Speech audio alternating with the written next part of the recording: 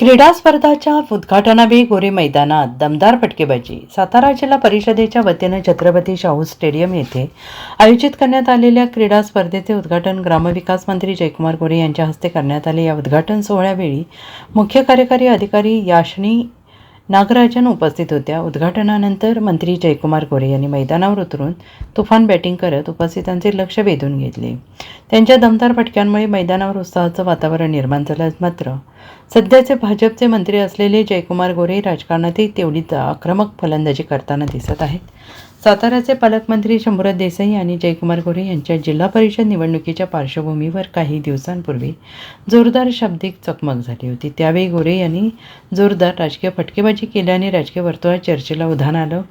या पार्श्वभूमीवर बोलताना मंत्री गोरे यांनी म्हटले की भारतीय जनता पक्ष राज्यातील सर्वात मोठा पक्ष आहे, त्यामुळे जिल्हा परिषदेचा अध्यक्ष भाजपचा असेल असं विधान त्यांनी केले. तसेच इराण इस्रायल युद्ध सुरू असलं तरी भारतात इंधनाचा तुटवडा नाही. इंधनाचा तुटवडा होऊ नये यासाठी पंतप्रधान नरेंद्र मोदी मोठे नियोजन करत आहेत असंही जयकुमार गोरे यांनी म्हटलं आहे.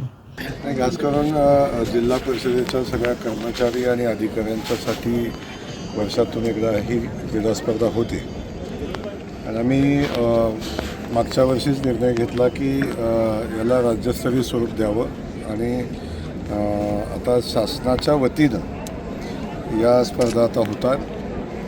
खास करून सातारा जिल्ह्याच्या CEO या ठिकाणी यास्मी नागराजन काम करतात आणि या स्पर्धेसाठी त्यांनी प्रचंड मोठी मेहनत पाठीमागच्या वर्षी घेतली, यावर्षी घेतली नाही का. स्पर्धेला व्यापक स्वरूप देण्याचं काम त्यांनी केलं आहे आणि या अख्ख्या राज्याची जी आम्ही कमिटी बनवली होती, अभ्यास समिती बनवली होती की राज्यस्तरीय क्रीडा स्पर्धा ह्या कशा घेता येतील.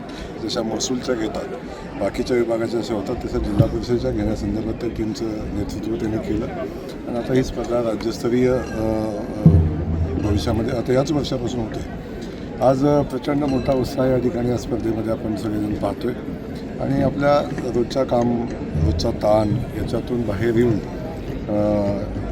खेळामध्ये आणि सगळ्यांना एकत्र येऊन या ठिकाणी स्वतःचं गुण, खेळातले गुण दाखवण्याची संधी अधिकारी बांधवांना मिळते, कर्मचाऱ्यांनाही मिळते, असं मनापासून कौतुक आहे.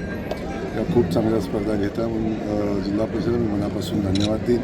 खास करून CEO असतील आणि त्यांची सगळी टीम असेल, खूप उत्साहानं आणि खूप नियोजनबद्ध पद्धतीनं ह्या स्पर्धा ते घेत असतील. नक्कीच भाऊ, तुम्ही क्रिकेट बॅटिंग जिल्हा परिषद अध्यक्षपदाच्या निवडीमध्ये होईल का?